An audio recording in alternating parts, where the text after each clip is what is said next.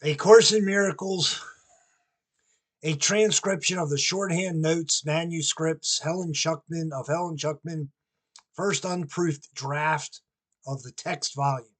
A Course in Miracles, the notes of Helen Schuckman, the revelation. I'm reading from the notes of Helen Schuckman, A Course in Miracles. The revelation unites souls directly with God. The miracle unites souls directly with each other. Neither emanates from consciousness, but both are experienced there. This is essential because consciousness is the state which produces action, though it does not inspire it. I think that's in the book. Maybe not in the FIP, but in the CE or both. But revelation unites souls, capital S souls, directly with God. So your capital S self is filled with joy, peace, goodness, strength, vitality, exuberance, zero of the negative emotions such as feelings of deprivation or remorse. So the revelation, capital R revelation, oneness with God, atonement, again, the same idea, oneness with God, salvation, the same idea, oneness with God in terms of living God's will.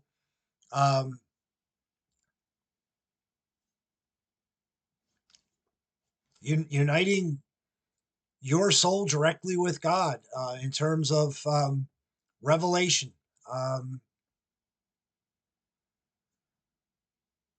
The miracle unites souls directly with each other.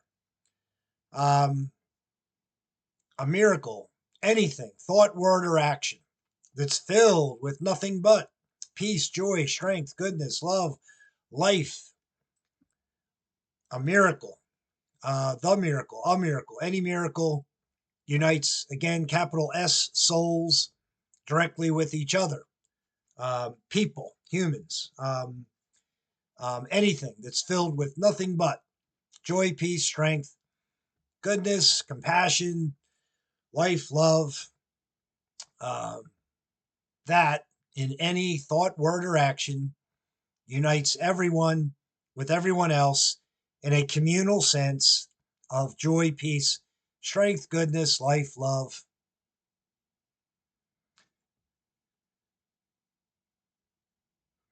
Neither emanates from consciousness,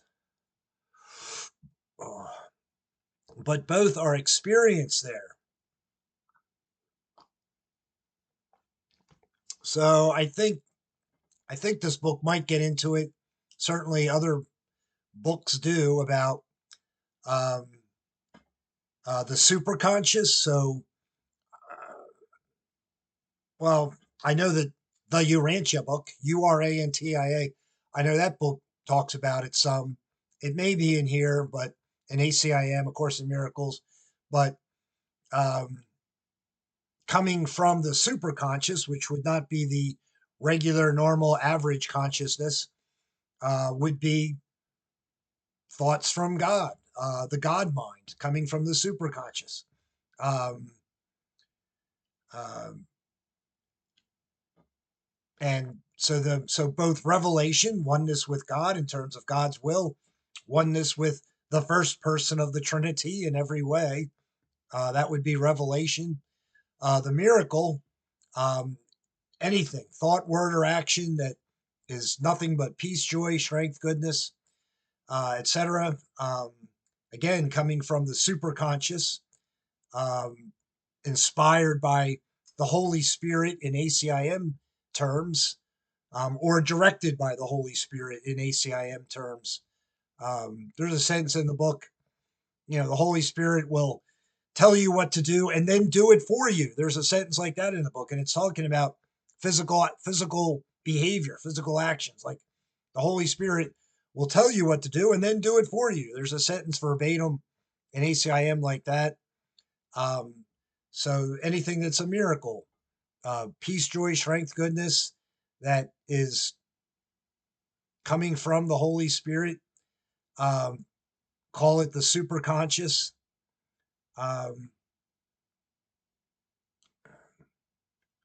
So things from the superconscious, things coming from God Himself or God Himself or the Holy Spirit, um, are those things are experienced in consciousness. This is essential because consciousness is the state which produces action, though it does not inspire it.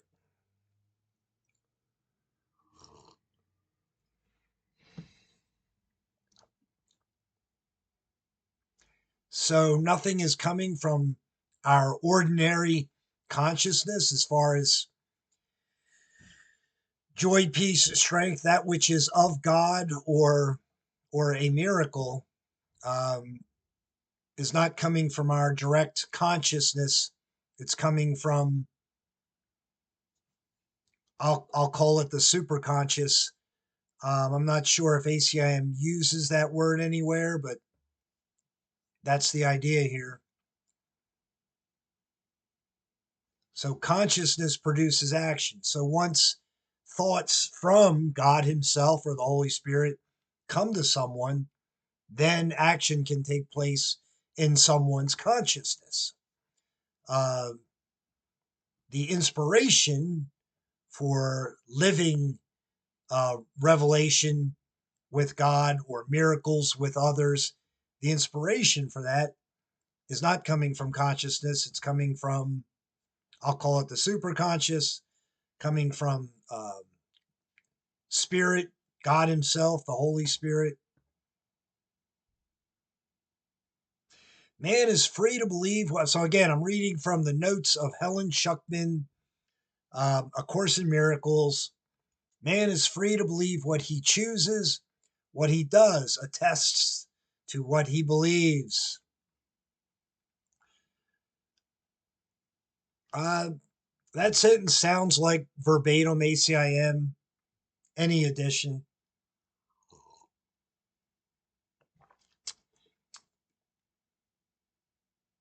Man is free to believe what he chooses. So that could be the opposite of the will of God. Man is free to believe it.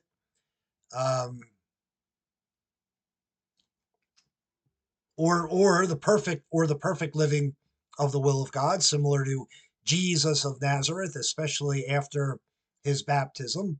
What he does attests to what he believes.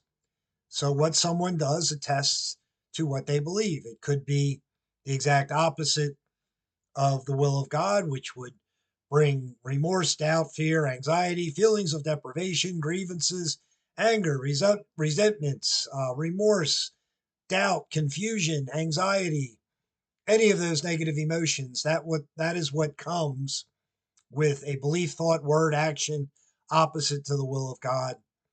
Um, so the beliefs in anything opposite to the will of God bring those negative emotions. Beliefs that are God's or of God bring joy, peace, strength, goodness to every thought, word, and action. The deeper levels of his subconscious always. So I'm reading from the notes of Helen Schuckman, A Course in Miracles. The deeper levels of his subconscious always contain the impulse to miracles, but he is free to fill its superficial levels, which are closer to consciousness, with the impulses of this world and to identify himself with them.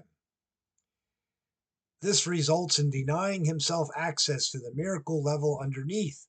In conscious actions, then, his interpersonal relationships also become superficial, and miracle inspired relating becomes impossible.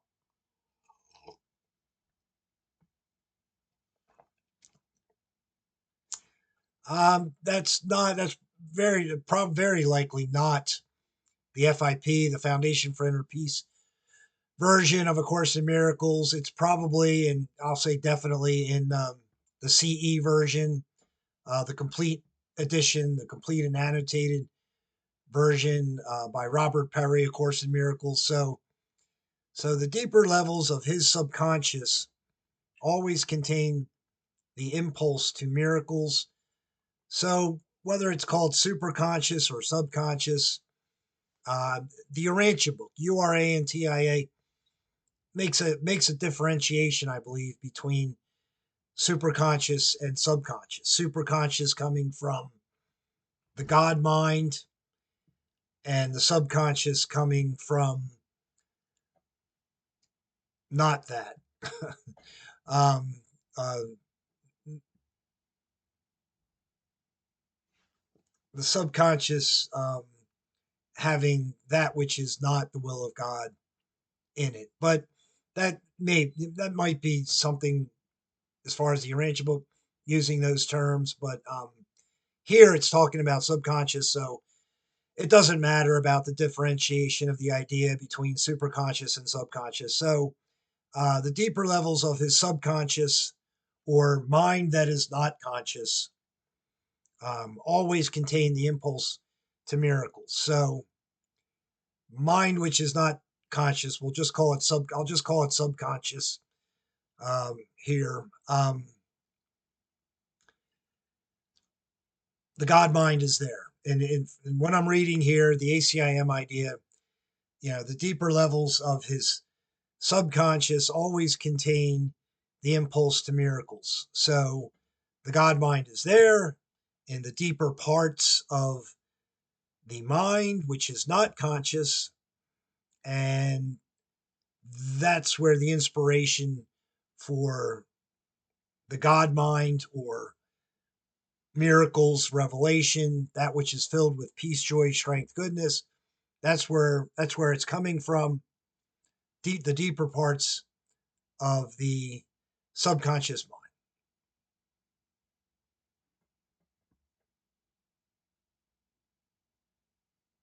So so the impulse to miracles is there. The impulse to miracles would be the true will of God, the actual will of God in terms of someone's life, every thought, word, and action. That would be the miracles that someone does, um, filled only with joy, peace, strength. But someone is free to fill its superficial levels. I'm reading from the notes of Helen Chuckman, A Course in Miracles.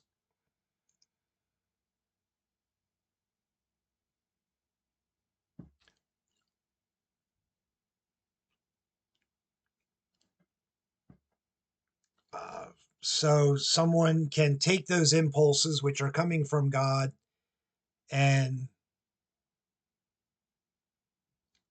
distort them, is what I will say. Make them not that which is the actual will of God, the real will of God, the full will of God. They are distorted. Those impulses to miracles are made into ego mentality, is what I will say about this sentence here. Um, and if those impulses to miracles are made into ego thoughts, beliefs, desires, thoughts, words, actions, all of it, ego mentality leading to behavior, then it's going to be filled with remorse, doubt, uncertainty, feelings of deprivation, grievances, resentments, and other negative emotions, all the negative emotions.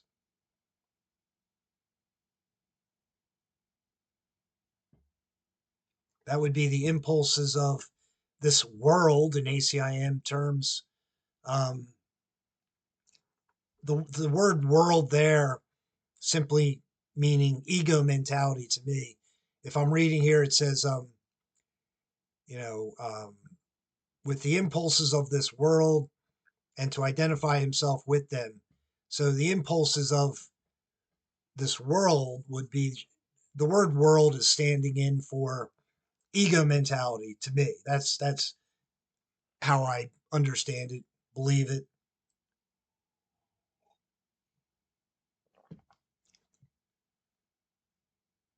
And so someone can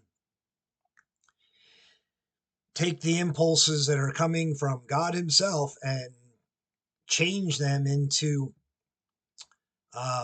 ego thoughts, words, actions, impulses, which lead to doubt, fear, remorse, anxiety, and other negative emotions.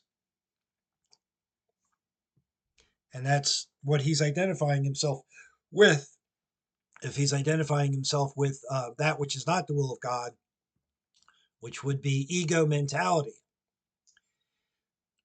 So, reading from the notes of Helen Schuckman, A Course in Miracles, this results in denying himself access to the miracle level underneath.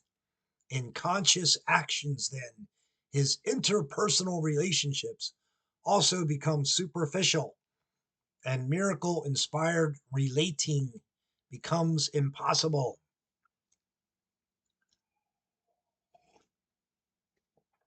That's that would be in the CE version of ACIM, I believe. So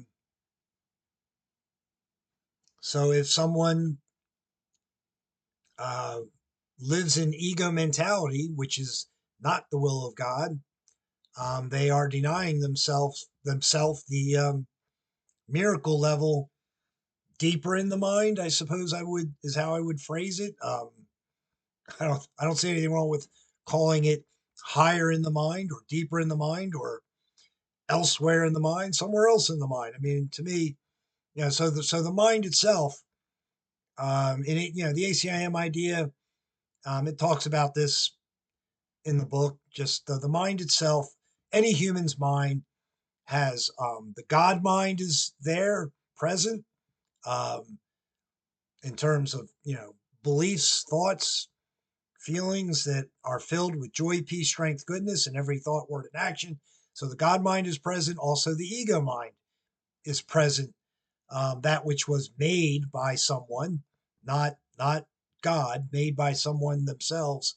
Their ego creations in terms of their mind, filled with doubt, fear, remorse, anxiety, feelings of deprivation, grievances, and all the negative emotions. So if someone is um, doing the ego mentality in terms of how they think and what they say and what they do, then they're denying themselves the miracle level that's also in their mind. In conscious, so I'm reading from the notes of Helen Schuckman, A Course in Miracles. In conscious actions, then, his interpersonal relationships also become superficial. Well, superficial would mean, I suppose, not full in the sense of uh, what the full measure of love, an intense feeling of deep affection in terms of relationships, not living in the full measure of what love is in terms of relationships, um, would certainly be a truth there.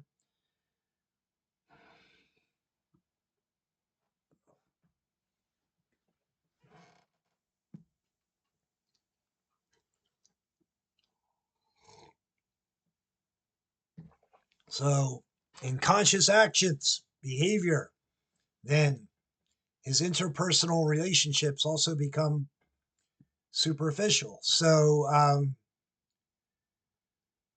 thought leads to action. So, coming from the ego mentality of doubt, fear, remorse, anxiety, depression, loneliness, worry, feelings of deprivation, grievances, etc., coming from that mentality, the actions um, make relationships superficial. Um, um, ACIM says that everything is about relationship. Everything is about relationship. Nothing is ever by yourself or for yourself, ever. Not once, not for one moment is anything selfish in that sense, for yourself alone, ever, never, not once, not for one moment. So everything is about relationships, whether it's the relationship someone has with God or the relationship someone has with another human being. Um, Everything is about relationships. Nothing is about yourself or for yourself in that sense. So nothing is ever for yourself.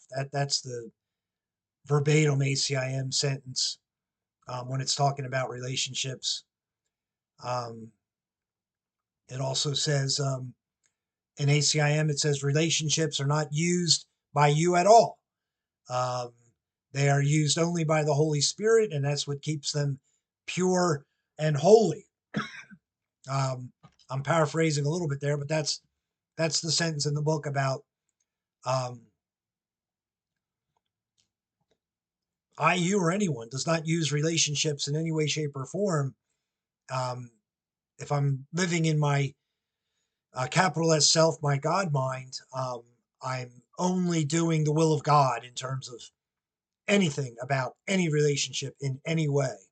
I personally am not doing, or you personally, or anyone personally is not doing anything in a relationship. Only the will of God is acting in that relationship um, in every way.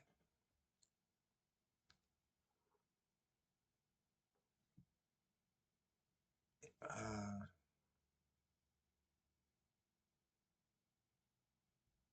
and miracle inspired relating becomes impossible.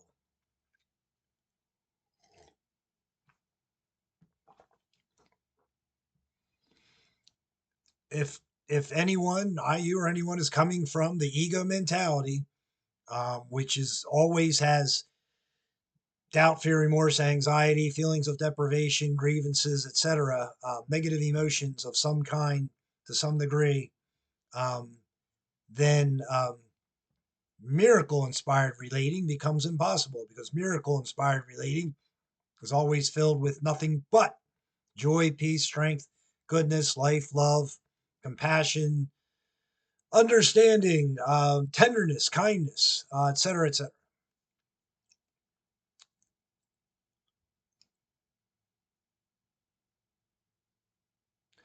Miracles are a way. So I'm reading from the notes of Helen Schuckman, A Course in Miracles. Miracles are a way of earning release from fear. Revelation induces a state in which fear has already been abolished. Miracles are thus a means, and revelations are an end. In this sense, they work together. So I'm continuing to look at the notes here of Helen Schuckman. Miracles do not depend on revelation. They induce it. Everyone is capable of miracles already.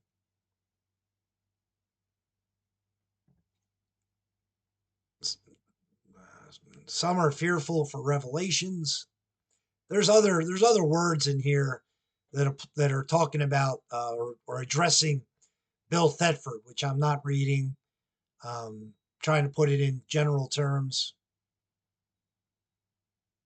Note that your revelation occurred. Um, revelation occurred while someone was engaged at the visionary level in a process of denying fear. So, revelation, uh, miracles are a way of earning release from fear. I believe that is verbatim ACIM. Um, so doing miracles, doing anything that's filled with joy, peace, strength, goodness, love, light, honesty, tenderness, compassion, a miracle. Doing anything that is that is a way of earning release from fear. Fear, an uncomfortable emotion is fear. Um, to me, any uncomfortable emotion or discomforting emotion or whatever is fear. And all those negative emotions are fear. So, doing anything from a place of strength, goodness, peace, joy, miracles are a way of earning release from fear. So, when someone is doing nothing but miracles in terms of every thought, word, and action, every moment, at all times, then There is no fear present. Fear would be an uncomfortable emotion, any of the negative emotions.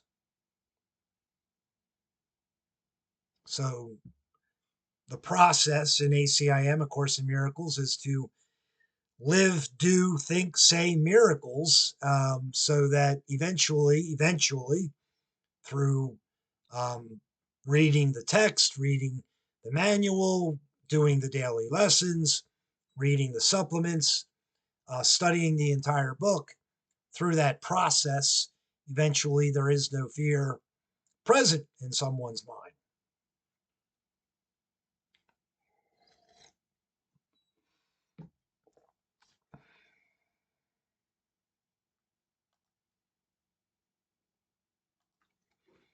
Revelation induces a state in which fear has already been abolished. Miracles are thus a means and revelations are an end. In this sense, they work together. Revelation. So, true oneness with God in terms of joy, peace, strength. For example, Jesus of Nazareth at his baptism would be where he experienced perfect unity with God, oneness with God. So, um,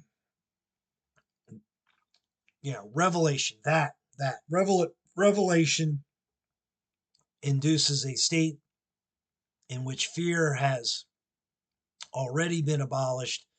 So we all have that capability at any moment to be perfectly united with God, one with God in terms of living God's will. It's always present.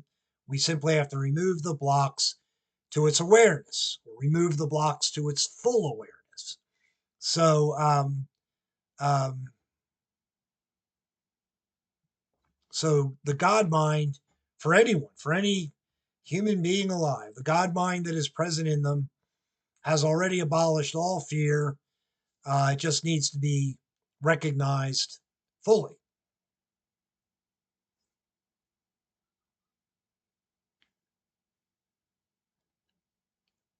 Miracles are thus a means and revelations are an end. So miracles, uh, doing those things which are filled with nothing but peace, joy, goodness, strength, um,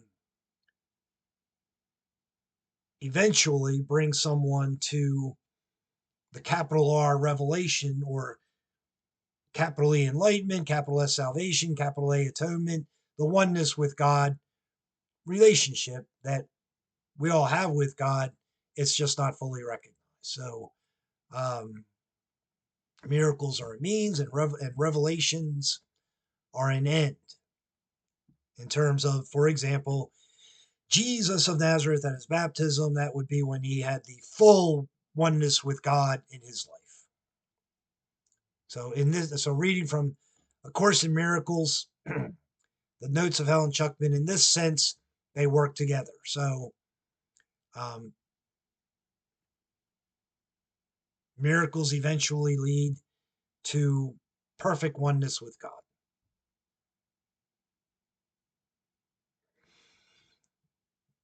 Miracles do not depend on revelation. That is probably in the book, because it says right after that in the notes here, they induce it. So revelation already exists in terms of perfect oneness with God, already exists. Miracles induce the full understanding, knowledge, presence of revelation in one's life in terms of their thoughts, feelings, and actions and words. Um,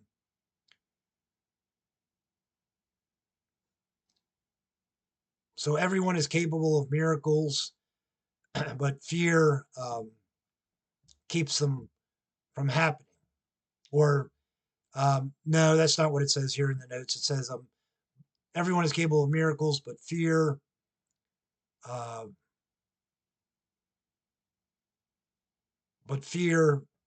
revelation, but fear oneness with God. Um, Certainly, everyone is capable of miracles in every moment, like living every moment where everything, every thought, word, and action is filled with nothing but joy, peace, and strength. Everyone has that capability in every moment to live that way only. I believe the sentence here is saying, you know, miracles can be done by people in terms of that which is nothing but joy, peace, strength. But fulfilling that completely to perfect oneness with God um, is not done because of the fear of that perfect oneness with God. There's a sentence in the book says the ego um, does not believe in totality. So totality is every thought, word, and action. Every moment is filled with nothing but joy, peace, strength, and the ego wants exceptions to that, and lives and does exceptions to that state of mind. Again, reading from the notes of Helen Schuckman, A Course in Miracles. I mean, what it actually says here, note that your revelation occurred specifically after you had engaged at the visionary level in a process of denying fear.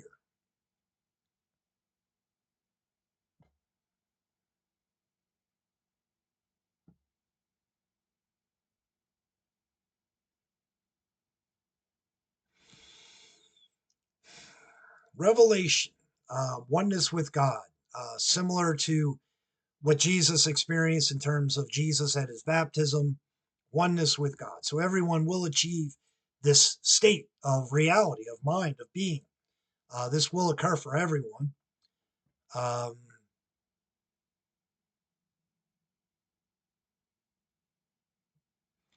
and it is about vision in ACIM terms. The word vision is used a lot in this book, I believe. Um, so there's a sentence in the book. It says, um, "Thought is always secondary to desire." So if I desire from a God standpoint, that's what I'm going to see in terms of what's going on in the moment. If I desire from an ego standpoint, that's what I'm going to see and feel in the moment in terms of what I'm physically experiencing at any given moment. And the very next sentence in ACIM says, if you see the body, you're in judgment and not vision. So vision is understanding people not as a body, but as a mind, spirit, soul. So um,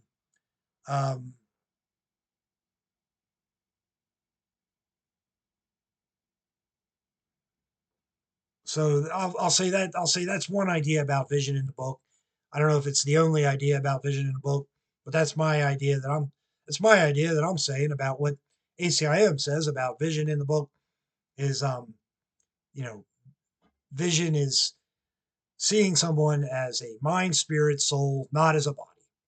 So that leads to capital R revelation. Um,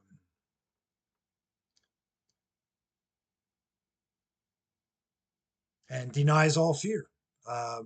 Fear, a negative emotion, an uncomfortable emotion, any distressing emotion, fear, any negative emotion, that's fear, and vision. Um,